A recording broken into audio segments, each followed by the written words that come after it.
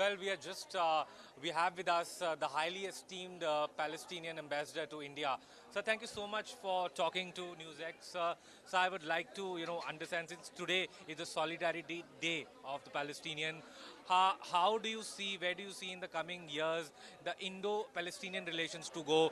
We have, the diplomatic relations have been excellent in the recent past. How do you see the Palestinian diplomatic relations in the years to come?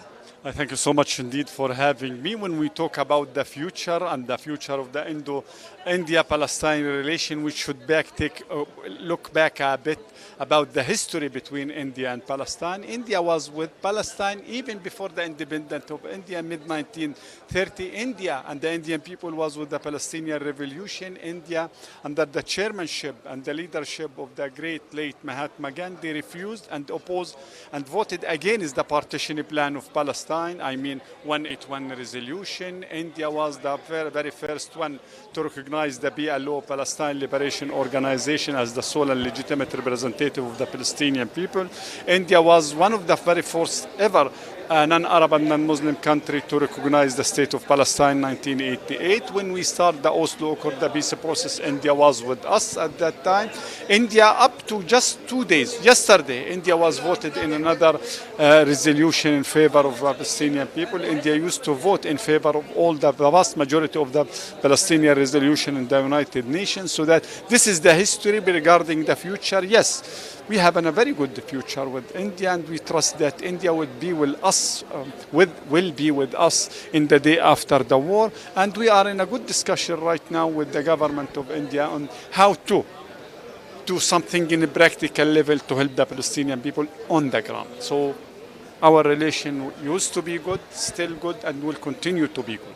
So if I may ask, considering the current escalation that has been going on in the Middle East, what is the ground situation in Gaza right now?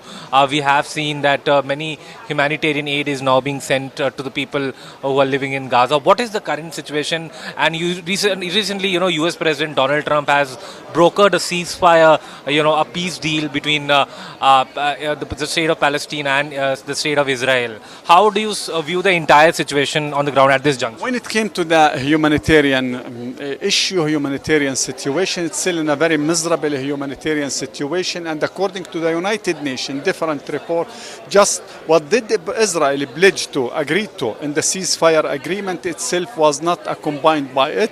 We're still talking about a very huge shortages in this humanitarian aid that is entering Gaza. The situation is still there. Israel did not stop firing. Israel is killing much of the Palestinian people in the ground. Just 2 days ago, Israel killed 2 children, not more than, but 2 children just because they crossed the what's so ambiguous line called the yellow line. So that Israel is still violating the ceasefire itself. The humanitarian situation is very miserable, and everything is still there. We, the Palestinian people, look forward to the media to shed light, and a very good light on what happened right now. Don't be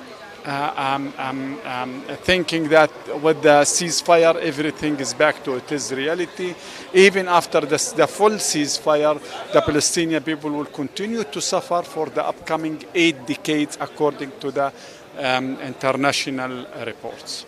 If I may ask you, what is your diplomatic strategy now, since there has been no, as you are mentioning, that there has been no improvement from the recent years, what is your way forward as far as this entire conflict in the Middle East is concerned? It's not conflict, it's Israeli occupation. We should call the issue spada.